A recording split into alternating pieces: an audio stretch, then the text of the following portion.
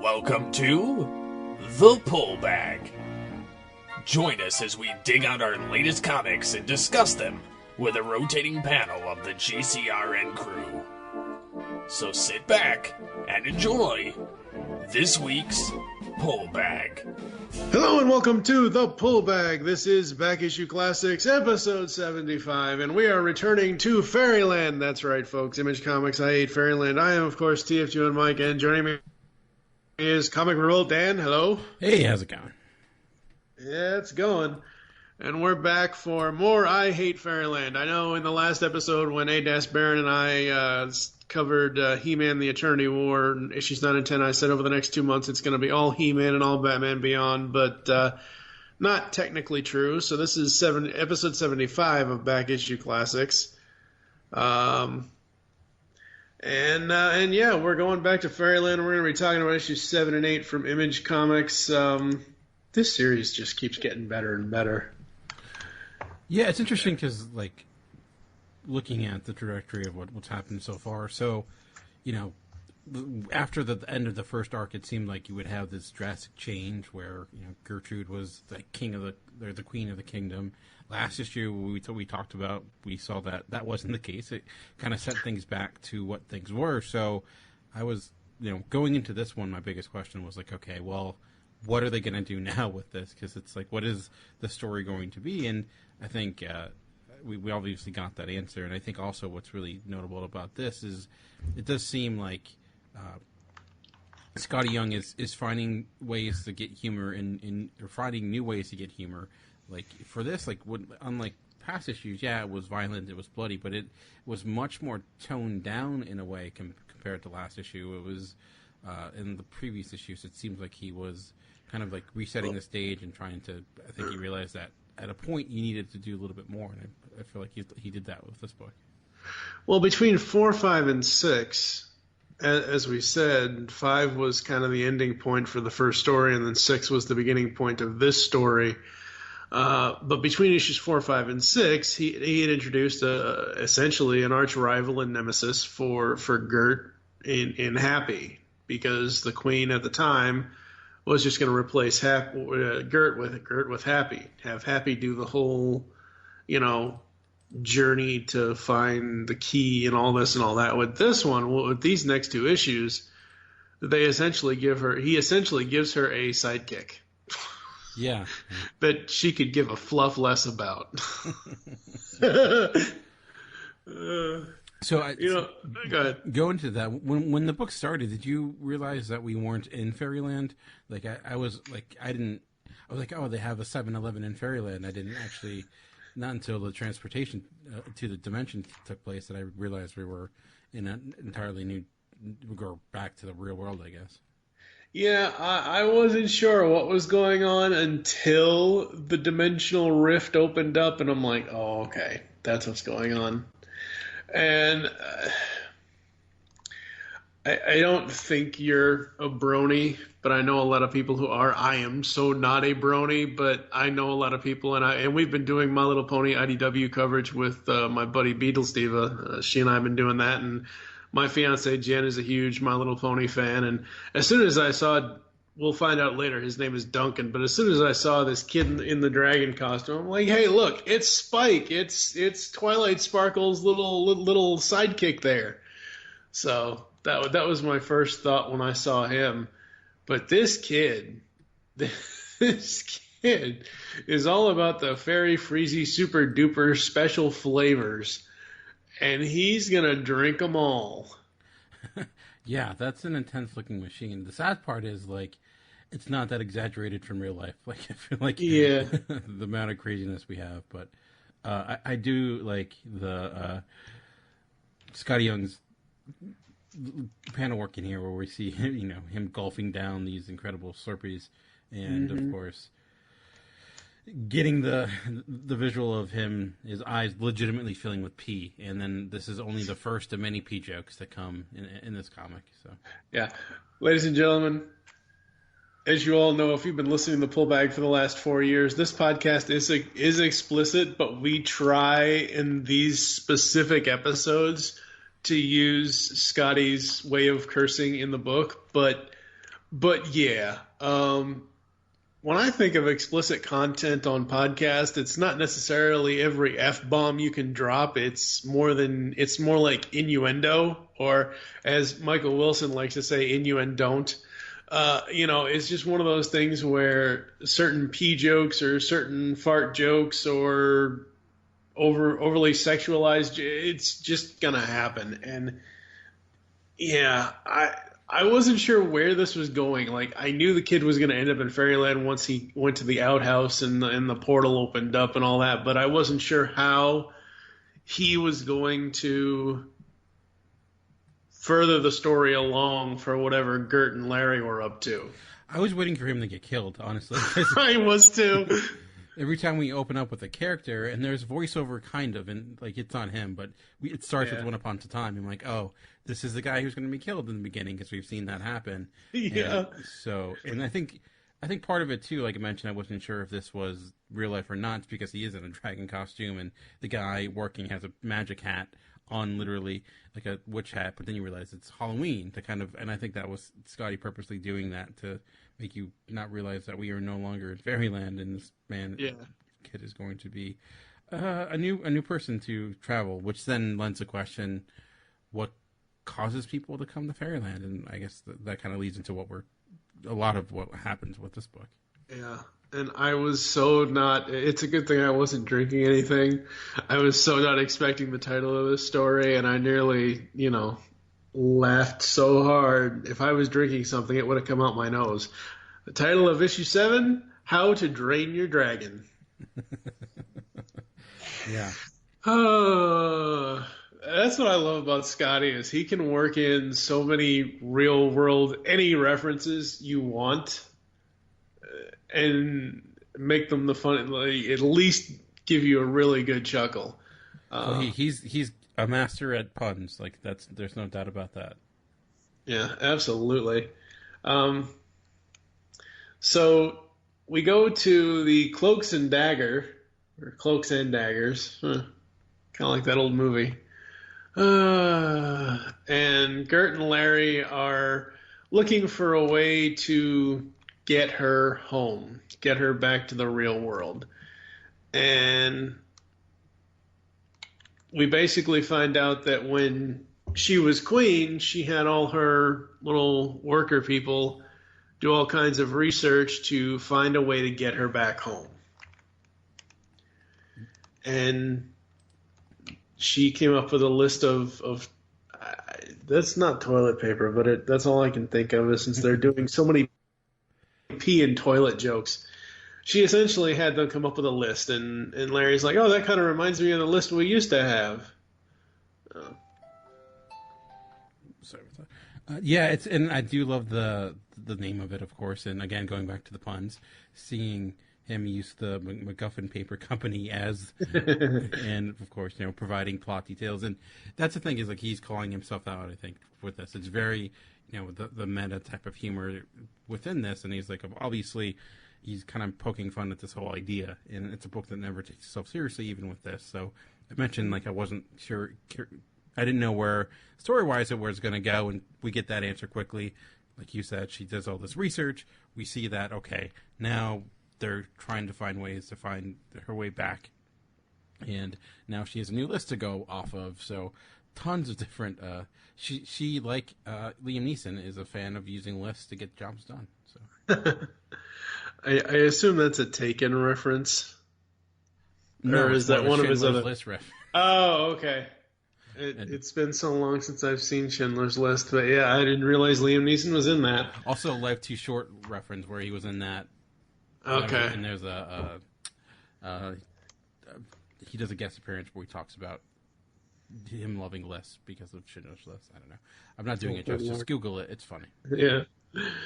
So she tries to ask the bartender for a favor, but apparently when she was queen, the bartender got his ale tax raised 50%, and he's barely able to hold on to the place. And she did try to talk to the guy. She didn't outright kill him as soon as he said something to her, and then of course Larry's like, I'm proud of you for trying, since she asks for her axe, and then all hell breaks loose.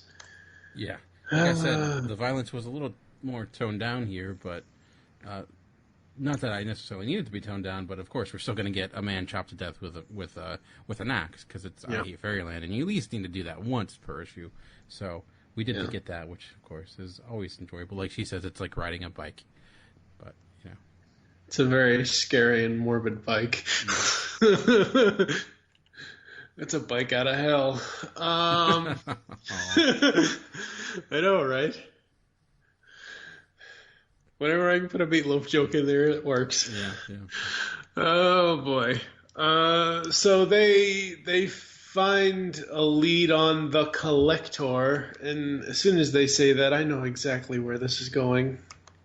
I didn't know what was going to happen or whatever, but I'm just like the Collector, like, oh no, he's really going to sit here and make fun of people who collect things. Oh boy. See, I was thinking like because he's written Guardians like Rocket Raccoon and Groot. I thought he was going to be some sort of take on that character, the Collector. That's where my head was going when he was introducing that character or introducing that idea. Yeah. So they make this journey to this house, and she looks at the house and basically says, "It's like Frankenstein fluffed a house, and that's the love child."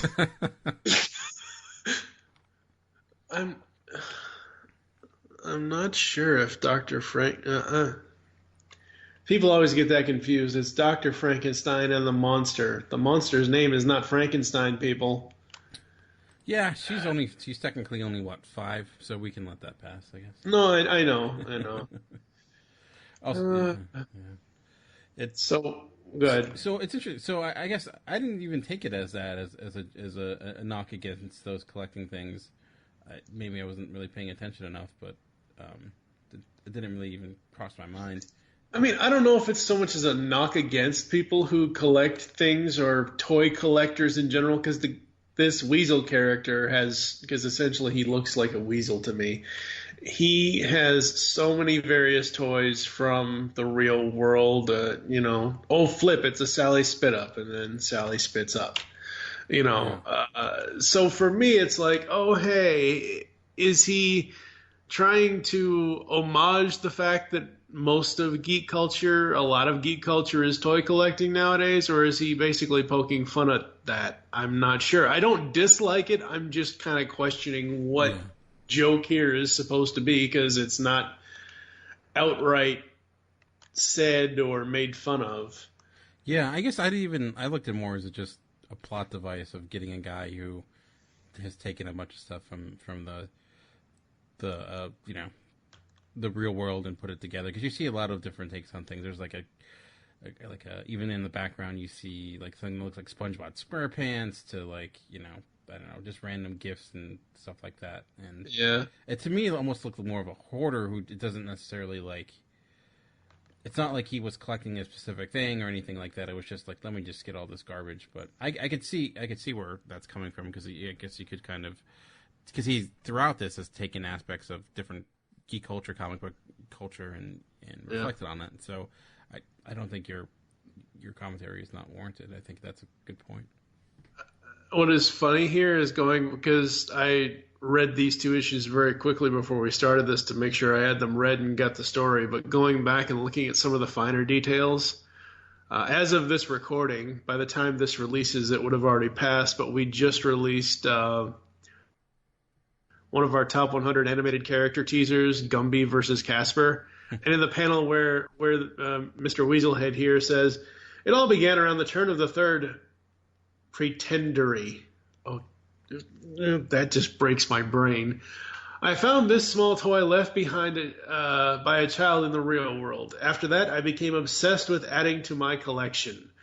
Okay, now just those storylines, that last part, after that I became obsessed with adding to my collection. Yeah. That's what some toy collectors end up being like, where they have to add everything to their collection. But he's holding what I assume is a really effed up looking Gumby doll. It could be. It looks kind of like a rabbit. I don't know, but it certainly, if you take the ears off it, that is a Gumby looking thing. So yeah, I'm not sure. So she wants him to find her home, you know, and he wants to make a deal with her, and we don't get to see until later what his request was, but he whispers it to her, and she basically says, "That's pretty dark, Purvis, but you have a deal." Yeah. Oh God, Yeah. And again, folks, for us on the pull bag, I don't think any child should be reading this series. This series is not for kids. It's for adults who remember these childlike times. But at the same time, Scotty even tries to make it not necessarily for kids, but almost PC enough where Larry says, "What was all that whispering about? He didn't ask you to do anything inappropriate, right?" Oh, God. And basically what Purvis wants is if she ends up dying, he wants to basically taxidermy her, essentially. Yeah, that was like, wow, that's dark for even for this. Like, this book has had a lot. Like, that's like, Yeah. wow, he really upped it. Again, like I'm saying, we had a lot of physical humor in the books. A lot of like her chopping up. That's been great. But like that, it was like, okay, that upped it a little bit when it's like, yeah, he wants to, if I die, stuff me and put me, like a taxidermist, but with a kid. So that's. Yeah, man. And as soon as I saw this, where she says he said having an actual person would basically complete the collection, all I can think of is all those life-size things that you would see at like Sharper Image and stuff, like life-size Spider-Man, life-size this, that's all I can think of. And he takes her to a van with a giant rocket on its back. Yeah.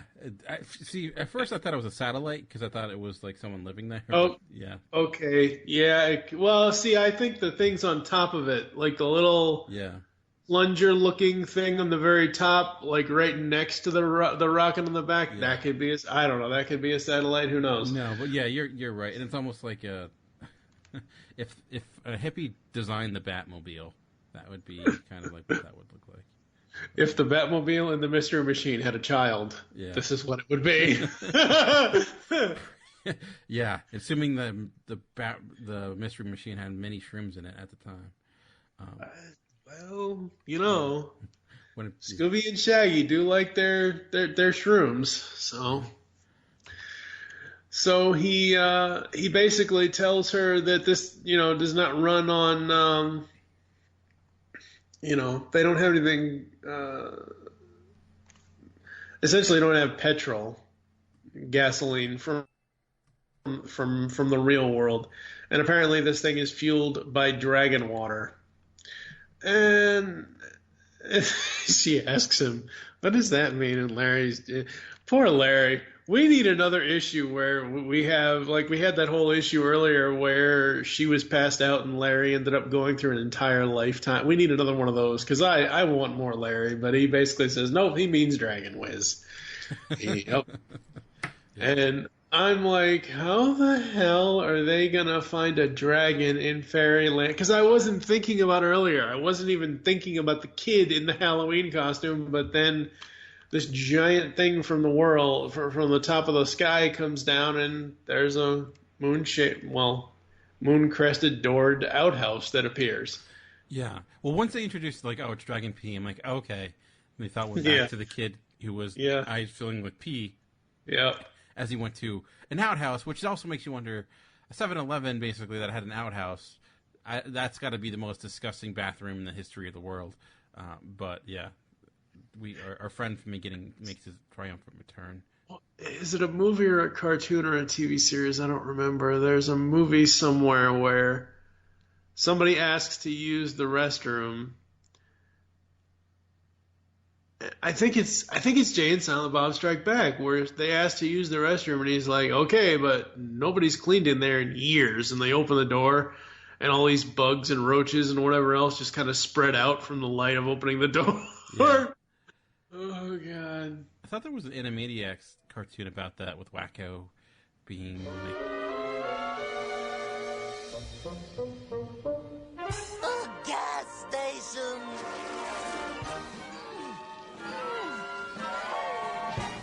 You need the key.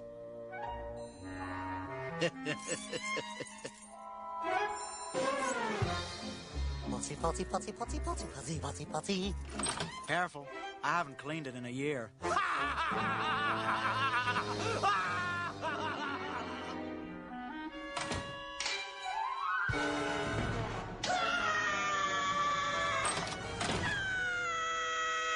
I can't potty in there. It's disgusting. Oh.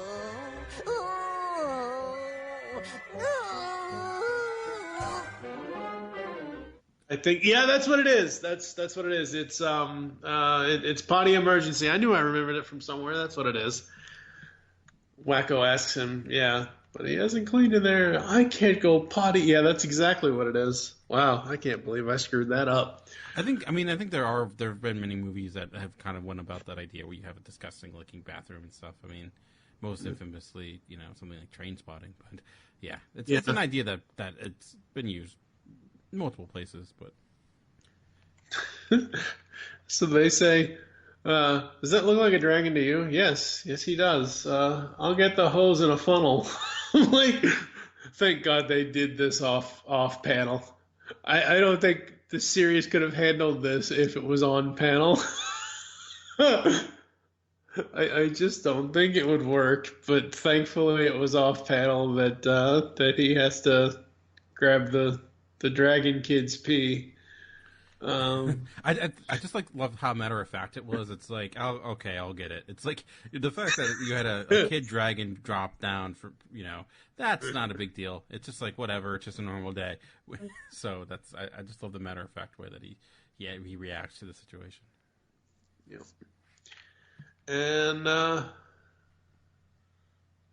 And the kid basically is like, okay, I'm done peeing in that gas tank. Can I go home now? Yeah, and then it leads to the attempt to finally leave by taking the hippie Batmobile jetpack and not successfully flying through, making their trip. So yes, and looking at the panel where Purvis says, "Good luck, Gertrude. I really hope you make it home or die," as the Batmobile Mystery Machine is rolling off. Is it just me, or do the boosters remind me? The boosters remind me of Larry's face for some odd reason. I don't know why. It's just weird. Maybe I'm just weird, but whatever. No, I did not see that, but yeah, I don't know. So they go off this cliff, and it doesn't end so well. So fiery explosion. She's died before. Will she survive again? Yeah, and of course we get a little bit of a return from the sun, who apparently is still alive. It's one of the celestial bodies she hasn't killed yet, I guess. Yet is the operative term. I still want a medical update on the moon. Yeah. I think he's dead, but still. Oh, the sun. I don't think that was enough pee. Yeah, and a lot of pee jokes. The sequence of them going back and forth with the pee was like legitimately. The more you read it, the more I'm like, I think I might, I was drinking water at the time. I'm like, I should probably stop this because I don't know if I'll get through it without having to go to the bathroom. So. Yeah, no, it's because we do these reviews 2 at a time, folks. It's been a while since we've been able to do this, so even though I remembered what happened in issue 5 and 6, I was still excited to see what was going to go on in these issues, and I had no idea where they were going to take the story. Issue 7 is really solid. Like you said, for some people that might be a little too queasy with the pee humor, you may or may not want to read this one. But issue 7, is absolutely hilarious. Absolutely loved it. Scotty's art is great. His writing is still so spot on. I eventually do want to get to his Rocket and Groot stuff. I just haven't. I don't have enough time in the day to do everything I want to do. I don't have enough time in each month to do everything that I want to get to, folks. Overall, issue 7 for me, I'm going to give it a 4.5. What about you? Yeah, and I also think this is a good, like, if you've not read any of the past issues and you want to just start with issue 7, I think you could and kind of get everything, because it is resetting and restarting a new arc here. So I think it's also a good, like, launching on point if you didn't want to go back and read it all. I would recommend doing that, but I'll go 4.5 as well. I think it's a good mixture of different types of humor, like I mentioned.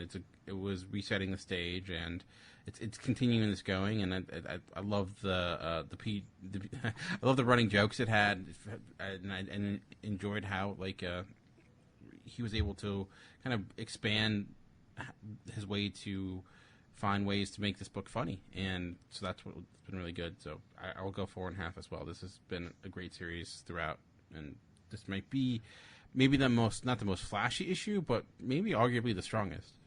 Yeah. And then we get to issue 8. Story and art done by Scotty Young. Apparently there's a guest artist on this issue, Jeffrey Chamba Cruz. So I wanted to mention that up front before we started issue 8. But issue 8 essentially leaves off where issue 7 was, with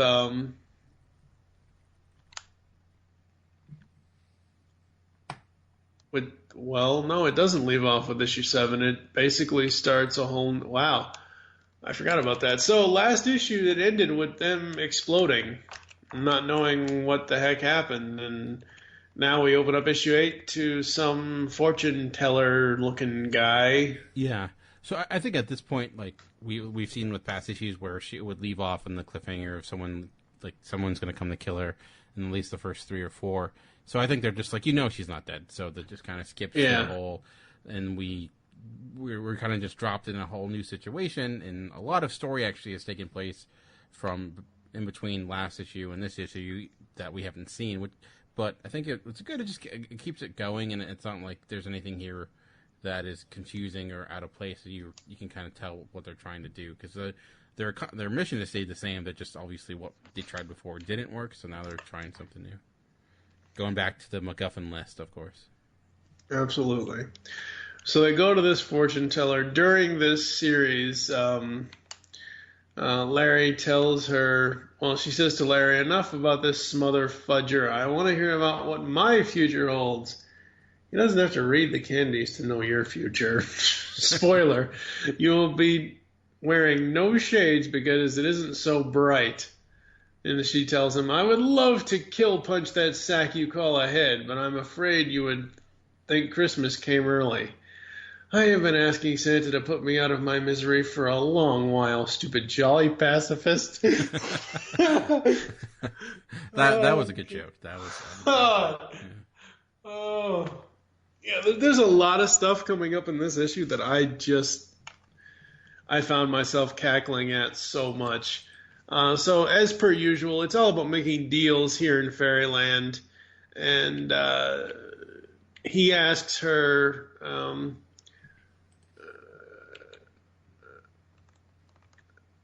let's see, she says, Mister, I might not be able to murder this dummy, but I'll put a 2 in your biscuit without a second thought. If the fortune telling is over, I heard there was basically she's going to trade him something for the golden coin. And what she trades him is a new pair of peepers. And apparently the look on Gert and Duncan's, all of their faces, Gert, Duncan, and Larry, is just priceless. And then we see why. And this fortune teller, oh my God. Yeah, that was with green infection was pretty disturbing. Yeah. And so they give him the eyes, and they get the coin. And of course, what's the coin for, folks? The coin is for a giant video game, but the coin itself has one up on the side. Oh, come on now. And essentially this issue turns into a giant video game. Hell, right now, on their way to the giant arcade machine, they go through a series of, how much farther? This thing is pretty heavy. I agreed to let you tag along with us, but only if you, don't suck. Once we pass the grumpy gusts, we'll swim the Soda Sea and cross the Happy Dip Dunes. And there it is. And we essentially now have a Tron reference the rest of the game. Well, at least in this, once they first get there, they put the coin in and she gets digitized in.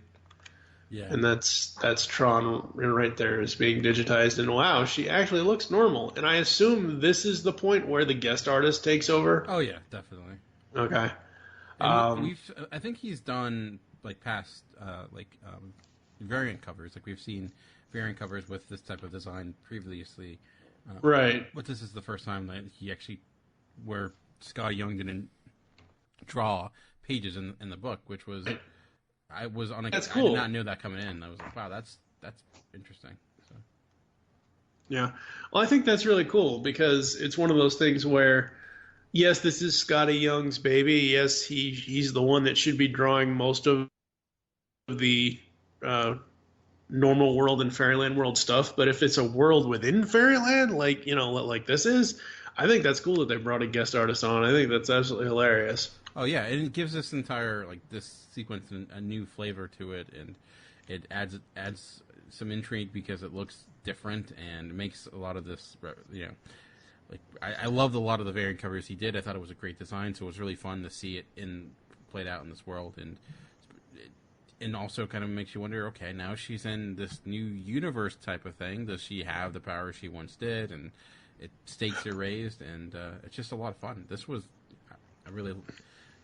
a pleasant surprise. Again, he's finding new ways to keep this book fresh, which I was my biggest worry coming into this book is oh yeah, it's great. I don't know if this would last past 4 or 5 issues, but by doing things like this with book 8, I think he's able to continue it for much longer and keep the joke going. So. Yep, and what's to come in the next few panels here, folks, is basically it's a giant video game. So guess what? Everybody has to fight everybody. Yeah. So it's like Street Fighter and Mortal Kombat combined. If you want some interesting talk on Street Fighter and Mortal Kombat, go listen to the Cinema Geeks, folks, because wow. Oh, just wait until we talk about House of the Dead. Oh Lord. That. But yeah, and is that a video game movie or is that a regular movie? No, House of the Dead is a video game movie. It was House of the Dead was a Sega arcade game. Flash. Oh, game. Okay. Yeah. Okay. But yeah, so basically, yeah, like you said, Mortal Kombat, and I love all the reference characters that we get. We get a steroid up Mario with crossed with Santa kind of looking guy. Someone who obviously looks like Goku or one of the people from Dragon Ball Z. So that and some Sailor Moon type of character. So definitely a lot of hints and references throughout this, like you mentioned Tron, and then that continues with this. So that was a lot of fun to see. Yeah, the depixelate, the de-resing effect. Once, what I love is the 47 hits and all the hit all the hit combo things. When it said Fatal Blow, I'm just waiting for him to do a Mortal Kombat joke, and of course it comes later with what is it? Face? Is it? Where is it here? It's got Face Fatality. I was waiting for the fatality. That's what I was waiting for. But yeah, no, I love this. I think this is hilarious. So she beats everybody, and now she has to face the boss, which apparently the boss, according to her, is the guy riding on the giant pumpkin coach. Because hey, look, it's Cinderella Princess, or pretty princess, and pretty princess. Gert just gets her attitude up like she always does, like, oh please, I can take this, and. Yeah. Next thing you know, she's being de-resed, and I love the splash page of her just getting the crap kicked out of her. That, like, it's just one page of just, like, fury of punches, and you talked about the hit combo, and it's up there, and that's just a great-looking page. Yeah, the 2 million Royal Rampage. Yeah, it looks like you could take that, and like you talked about finishers, it does like one of those moves you would do in some of the video games where just things go insane. I love that. It's great work. Yep, absolutely. And then, so we get all these cool video game name references when Gert's fighting everybody else, but once the pretty princess comes in with Royal Rampage, she then goes hardcore high heel combo, Purdy punch, respect the crown combo, fancy fatality, Purdy princess wins. Which means the boss or the guy doing the fights gets to keep the dragon. And she's exiled out of the game. Yay! Poor Gert. She and of just course, can't break. Within that, we didn't mention that her new sidekick was basically put up as the bet, and if she lost, the ruler of this new world would get him. So, and of course, she didn't care, and not only because she didn't really care about him, but because she didn't think she would lose. So now the question becomes, okay, does she go back? Where do we go from here? So. Yeah. Yes. Yeah. The whole thing of I think she says, "I'm in the I don't give a fluff club. Do you belong to that?" And Duncan the Dragon's like, "No." And just you see the defeat on the kid's face. Yeah. It's like, damn. Talk about a sacrificial lamb or a sacrificial dragon. Holy crap. Yeah. At the end of this, we've got them walking away, and Gertrude's eardrums apparently have been blown out, and she can't hear any of Larry's sick puns or sick burns, and that's kind of how this one ends, and we get kind of a gallery of the couple of variant covers at the end here. And did we get a preview of next issue? Yeah, we do. So I Hate Fairyland number 10. This is what it says at the bottom of the page. Will Gert be able to live with herself after leaving poor Duncan Dragon behind? Yes, of course she will. This will pretty much be the least harmful thing she's ever done. Really, Gert leaving Duncan behind could actually be seen as a good thing. You've read enough of this comic to know that Gert and the long lifespans of people around her do not go together. She does need a break, though. And what's more relaxing than a night of poker with some dark wizards and witches? You'll find out when you take out your money and make it my money by buying the next issue.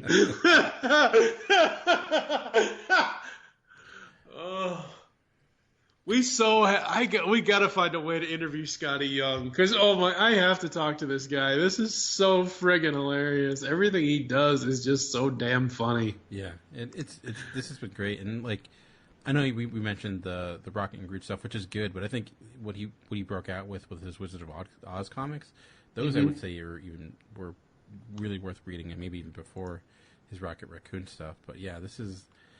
He has no shame, but like no filter. He's just like he just does whatever he wants. I think that's the beauty of like having a comic like I Hate Fairyland with Image. He can kind of do whatever he wants, and he's great at it. So yeah, I mean it's pretty much he can say whatever the hell he wants. It doesn't matter. I mean, in the earlier issues that we've already reviewed, he's made fun of the way comics have been over the last 70, 80, 90 years, and he's taken pot shots at both DC and Marvel, which is fun and funny. And honestly, this series is all about the jokes for me. I mean, yeah, we should be paying attention to the story, but the storytelling is through the jokes.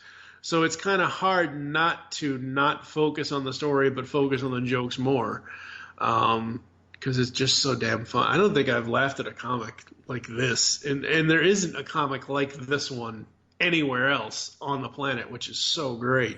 It's like they complement each other really well. Like it's never too, it's not plotless, but it's also not too overly plot heavy. So I think that he strikes a good balance where he keeps it funny and light throughout, but there's also at least a reason to laugh beyond the fact he's just making jokes. There's a lot of good character jokes, and I think which made it last as long as it has. And this is the eighth issue, and like these last 2 issues, I think may have been the best work of it so far, which is saying a lot. Yeah, I mean the whole thing so far for me, I questioned one thing earlier in this episode about the whole thing with the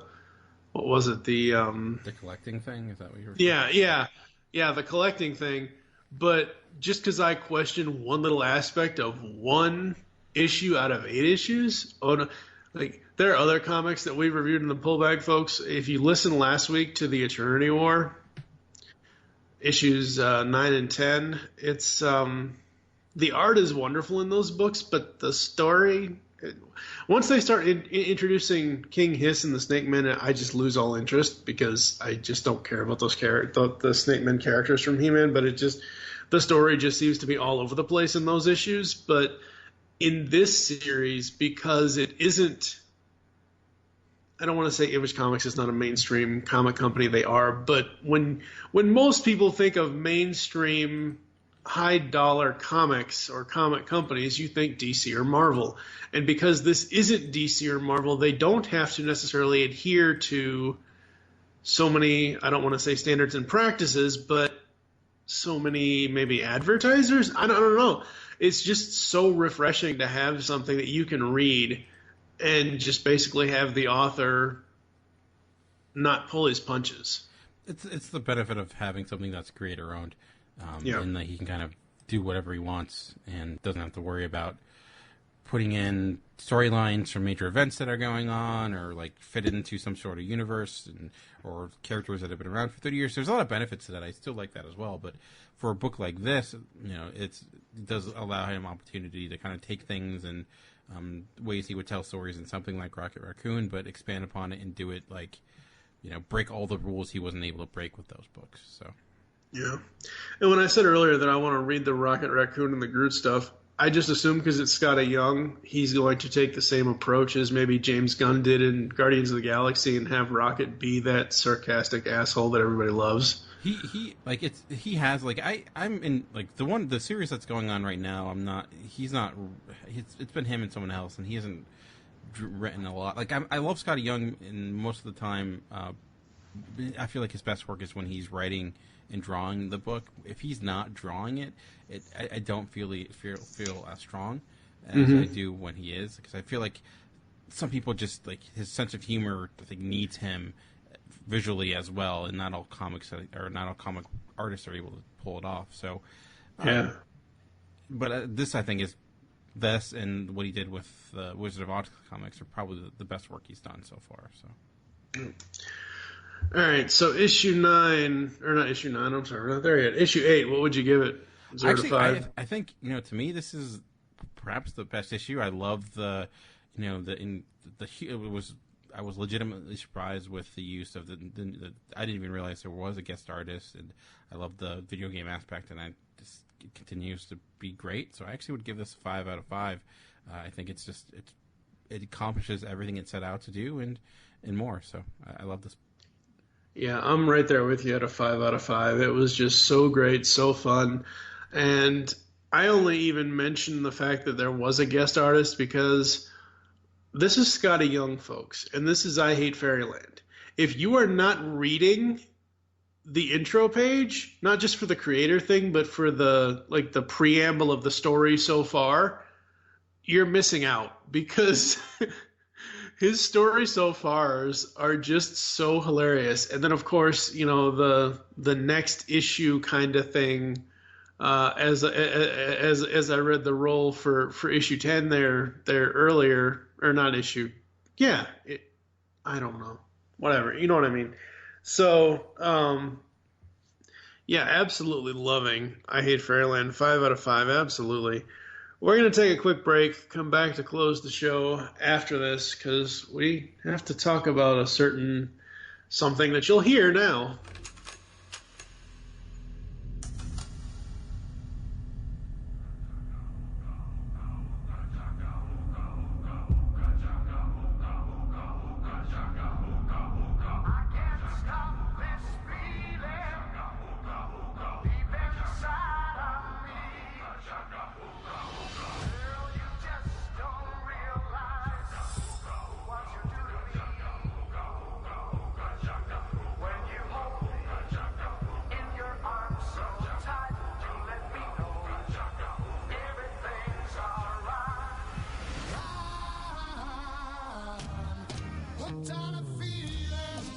There are two types of beings in the universe.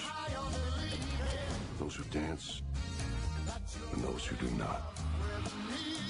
I get it, yes. I am a dancer, Gamora is not. You just need to find a woman who is pathetic. Like you. Thanks, buddy. Do you need a hug? No, I do not. Oh, I thought I said no. You're welcome.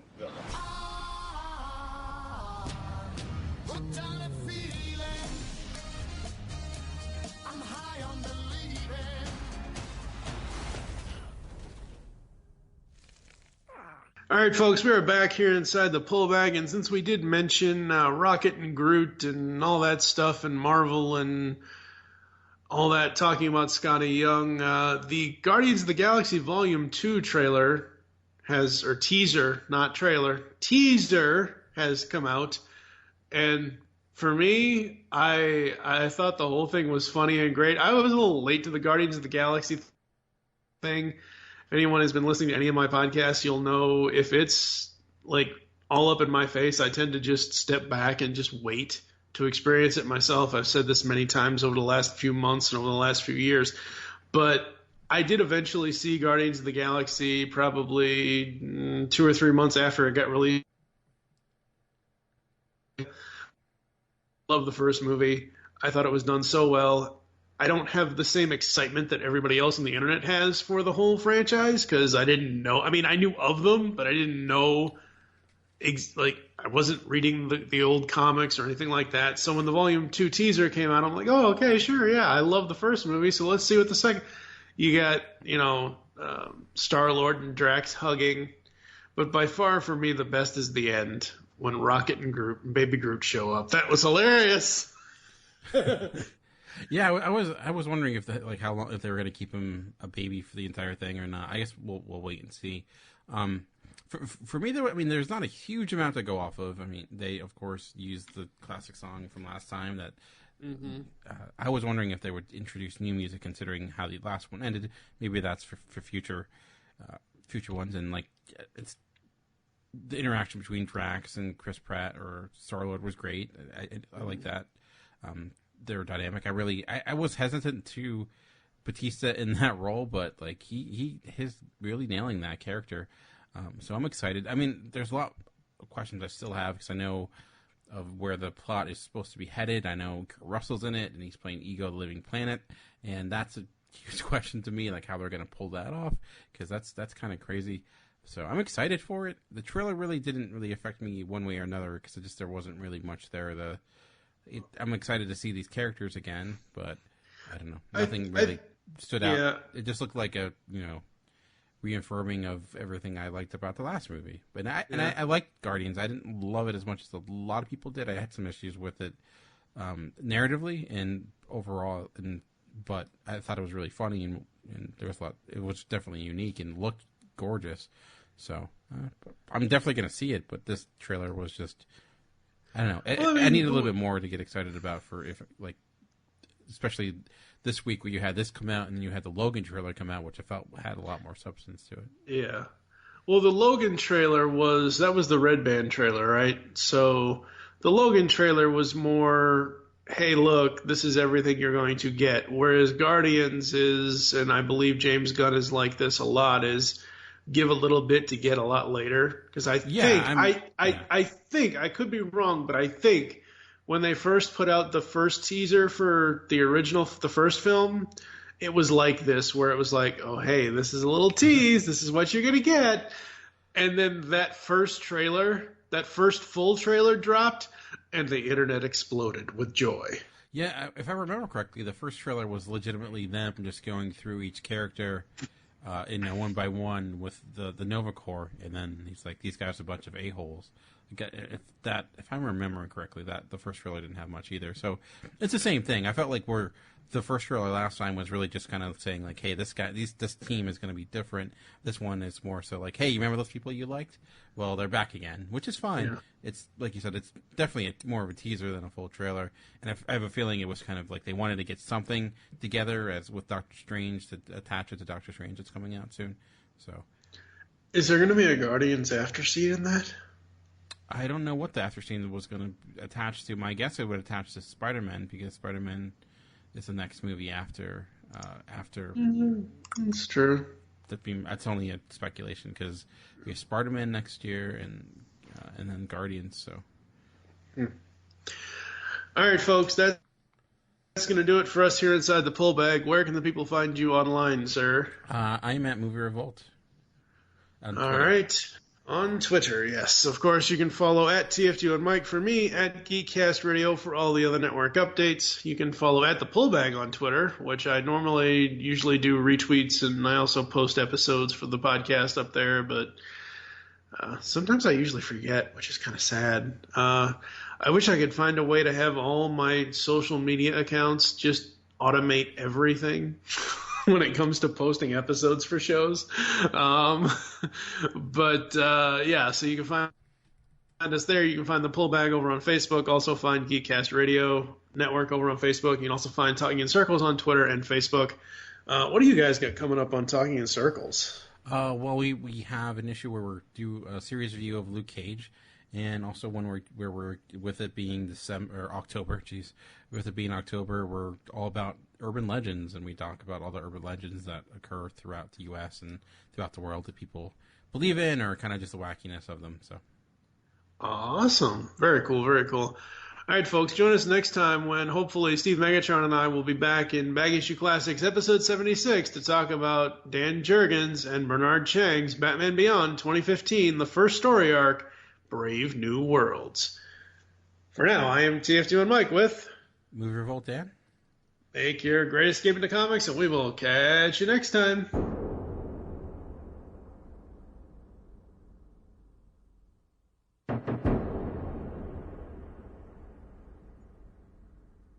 You've just heard the latest episode of the Pullbag, the GCRN's comic review and discussion podcast. There are several ways to get in touch with us and leave feedback for the show. You can visit the website, geekcastradio.com, where you can comment on the episode and all of our different podcasts. You can rate our show on iTunes. Be sure to leave us feedback. Call the voicemail line, 502-526-5821. Please remember to tell us the show you were leaving the message for and your name. Become a fan of us on Facebook by searching Geekcast Radio Network. Send us an email feedback at geekcastradio.com. Follow us on Twitter at geekcastradio. So until next time, make your great escape into comics and unleash the geek in you.